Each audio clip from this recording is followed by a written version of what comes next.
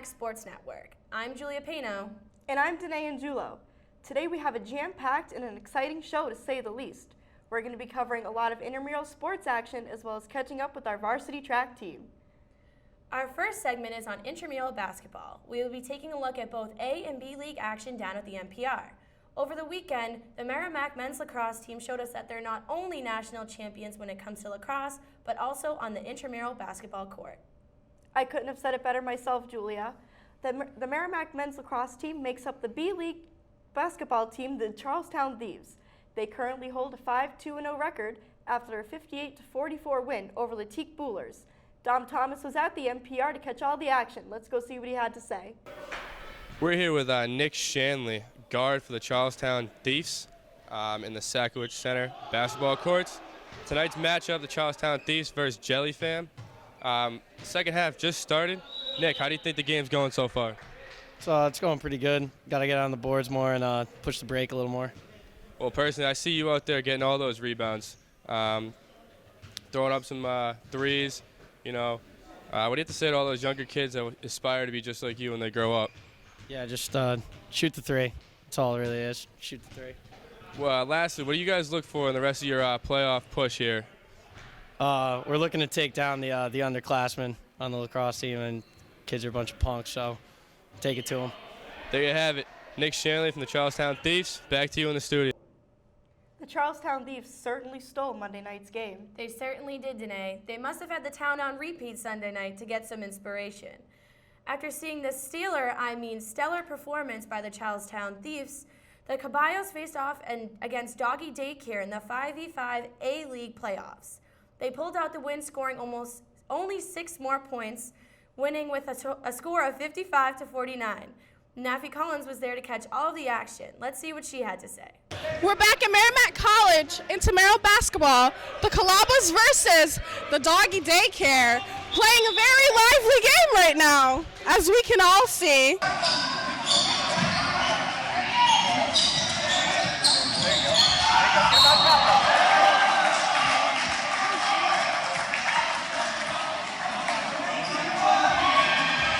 We have Emil here with us today, live with Intramural Sports. So, how's your season going? It's going pretty well. We only lost one game. We're in the playoffs right now, so hopefully we go kind of far.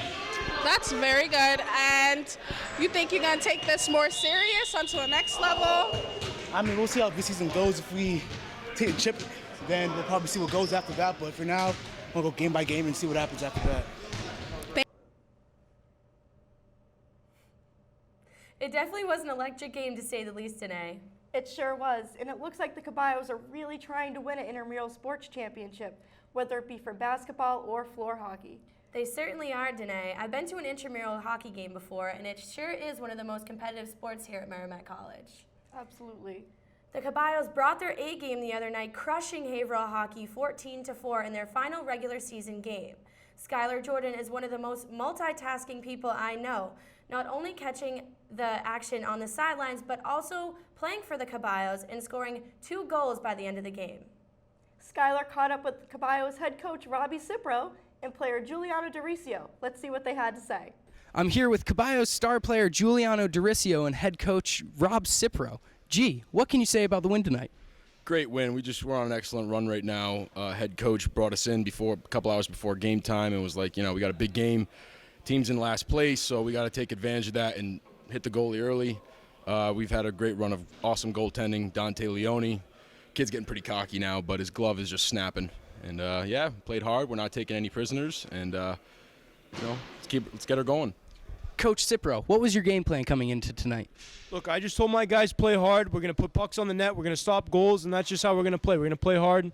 We're going to hit them low. We're going to hit them high, and that's just how it's going to go. That sounds good. That's probably why we won. G, what is your plan going forward into the playoffs? How are you feeling? So what we're going to do is we're going to limit some of our weaker players' time on the ice. So Connor Iwaniki, Skylar Jordan, we're going to make sure their time on the ice is a little bit cut down. We're going to get our star players out there a little bit more. We're going to make sure our goalie's riding a hot hand. And, players like Skylar and Connor are going to have to work for their ice time. And we got great coaching with us right here, and Coach Rob Cipro, brought in from Peoria, Illinois. Just going to keep her riding, keep her going. Sounds good. Back to you at the studio. The Caballos clearly ended their season on a high note, absolutely crushing Haverhill hockey, maintaining an undefeated season and earning the top spot in playoffs. Absolutely, Danae. What a way to end the regular season. Although the word on the street is that in true slapshot form, the Hanson brothers beat the Caballos in the second round of the playoffs. They claimed an OT winner, winning 8-7, and I really hope that Giuliano is holding up okay. Me too, Julia. I'm sure he is, and I think he's gearing up for the next intramural season. Definitely, definitely. Next up, our field reporter John Sava met up with track star Pat Forrest to talk about this year's cross-country season. Let's head over to Volpe and see what they had to say. Hello, I'm John Saba, and I'm here with Patrick Forrest. Patrick, how are you doing? I'm good. How are you, John? Good. Last year, you were a part of you had the fastest 4x4 team in the conference. This year, you're only losing one runner. Who do you think is gonna be best to fit that role? I think I'll be good to fill that role. I've gotten a lot faster and stronger since last year, and I think I'll be able to kind of pick up the slack from losing a guy. And we have a couple of good freshmen that came in, so I think one of them will probably fill the role. So I think we'll be better than last year. You had you're having a lot of new freshmen on your team. Do you think that has the potential to be a really good class? Yeah, I think so. So far, we've had one meet, and the fall went really good with them. They all did pretty good in the first meet, and I think they have a lot of talent that can really help the team out. Thank you. That's all we have from here. Back to the studio. It looks like there's going to be some huge shoes to fill on the track team next year. Do you think that Pat Forrest will be a good fit? Absolutely. I think it's great that he has so much confidence in himself, and you can clearly see how hard he's working to earn that top spot. Definitely, definitely. And now to everyone's favorite segment, Pat McAvoy stormed the quad with some questions for our fellow students. Let's see what our fellow Warriors had to say. This is Patrick McAvoy here at Merrimack College, and today we're going to be walking around campus and asking students questions about Merrimack athletics.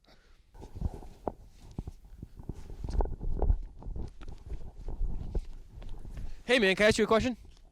Sure. Hey, what's your name? Dan. What was that? Dan. Can I ask you a couple questions about Merrimack athletics? Sure. So, my first question for you, Dan, have you been able to get to any games this year? No. Why is that? Don't follow many sports, do I? Okay, goodness gracious. If you were to follow any sports at Merrimack, what would your favorite sport be and why? Women's basketball, because they score so many points. That's a fair point. It's a fair point. Do you have anything you want to say to any of our fans? I have no idea. All right, thank you for your time, Dan. I think we found our next guy. Let's go, let's go. Excuse me, sir. Can we ask you a few questions by any chance? Yes, my good man. Yes. My first question for you is, hey, what's your name? Sean Patrick, Patrick, Kacharski. All right, thank you, Sean Patrick, Patrick Kacharski. My first question for you is, do you follow Merrimack athletics by any chance? Of course I do, my good man. And what's your favorite sport to watch? Ooh, that's a toughie. I'm going to have to go with men's ice hockey, eh? Big hockey guy? Oh, yeah. All right, were Merrimack athletics a big reason why you wanted to come to Merrimack? Yeah. Do you want to elaborate on that for me a little bit? I love working for the athletic department. So, I love working the sports games. It's fun. I knew the AD coming into the school, and he said he would help me get a job in the athletic department. So that was probably one of the big reasons why I came in. I think we just got a scoop. The athletic director knew him before. It's collusion, I believe. My final question for you, Sean, is, so what are you looking forward to in the spring?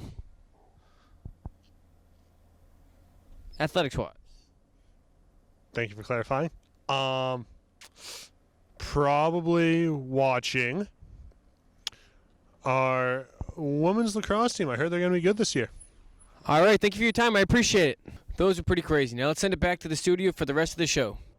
It's been a great week for sports here at Merrimack College, whether it be our intramural or varsity teams.